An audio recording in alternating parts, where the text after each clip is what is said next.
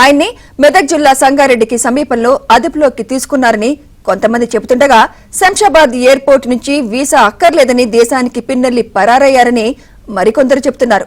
పోలీసులు మాత్రం ఈ సమాచారాలను ధృవీకరించడం లేదు. ఏపీ పోలీసులు ట్రాక్ చేస్తున్న సమయంలోనే పిన్నెల్లి ఎస్కేప్ అయ్యారని అంటున్నారు. తొలి నుంచి పల్నాడు పోలీసులు ఎప్పటికప్పుడు సమాచారాన్ని తెలుసుకుంటున్న పిన్నెల్లి తేలిగ్గా జంప్ అయ్యారని టీడీపీ వర్గాలు అంటున్నాయి.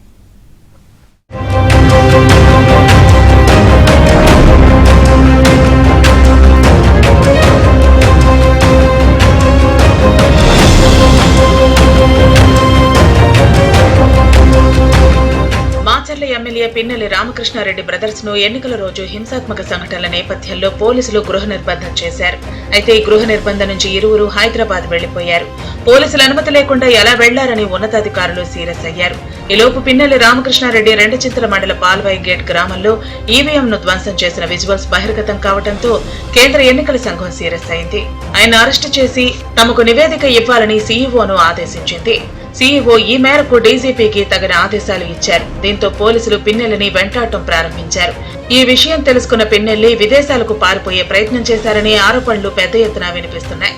నిజానికి పిన్నెల్లి రామకృష్ణారెడ్డి బుధవారం మధ్యాహ్నం 1:20 శంషాబాద్ ఎయిర్పోర్టు నుంచి దుబాయ్ వెళ్లేందుకు టికెట్ కొనుగోలు చేశారు. ఈ విషయం తెలుసుకున్న పోలీసులు శంషాబాద్ ఎయిర్పోర్ట్ లో మాటు వేశారని తెలుసుకుని పిన్నెల్లి సంగారెడ్డి వైపు వెళ్లారని పోలీసులు ట్రాక్ చేశారు. సంగారెడ్డికి సమీపంలో ఆయన తన వాహనాన్ని, డ్రైవర్ ను, మొబైల్ ను వదిలేసి వేరే వాహనంలో వెళ్లిపోయారు. ఇంతవరకు పోలీసులకు ఖచ్చితమైన సమాచారం వచ్చింది. ఆ తర్వాత పిన్నెల్లిని సంగారెడ్డి శివార్లో ఓ కంపెనీలో అదుపులోకి తీసుకున్నారంటూ పెద్ద ఎత్తున ప్రచారం జరిగింది. కానీ తెలంగాణ, ఏపీ పోలీసులు మాత్రం పిన్నెల్లి అరెస్టును ధృవీకరించలేదు. దీంతో ఆయన కోసం పోలీసుల వేట కొనసాగుతోంది.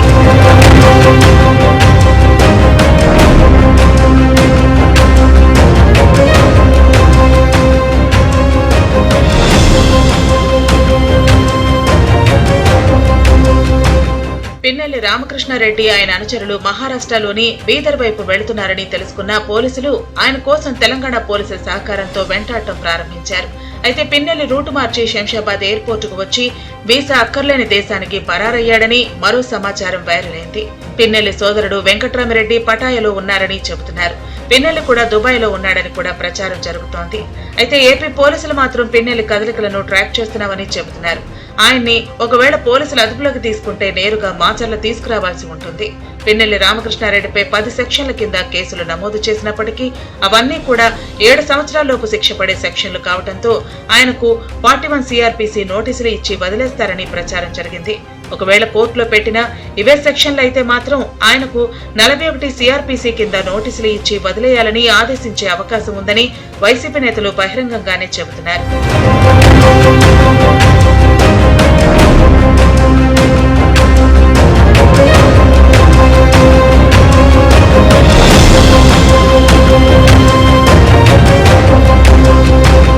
ఇదిలా ఉంటే కేంద్ర ఎన్నికల కమిషన్ కు ఏపీ డీజీపీ నివేదిక అందించారు. పిన్నెల్లి రామకృష్ణారెడ్డిని అరెస్టు చేసేందుకు 4 బృందాలను ఏర్పాటు చేశామని పాలనా విభాగం అడిషనల్ ఎస్పీ ఆధ్వర్యంలో 4 ప్రత్యేక బృందాలు పిన్నెల్లి కోసం గాలిస్తున్నాయన్నారు.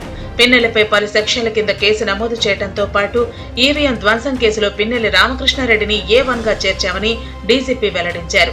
అలాగే విదేశాలకు పారిపోకుండా ఉండేందుకు లుకౌట్ సర్క్యులర్ ను జారీ చేసినట్లు తెలిపారు. త్వరలోనే పిన్నెల్లిని అరెస్టు చేస్తామని నివేదికలో డీజీపీ స్పష్టం చేశారు.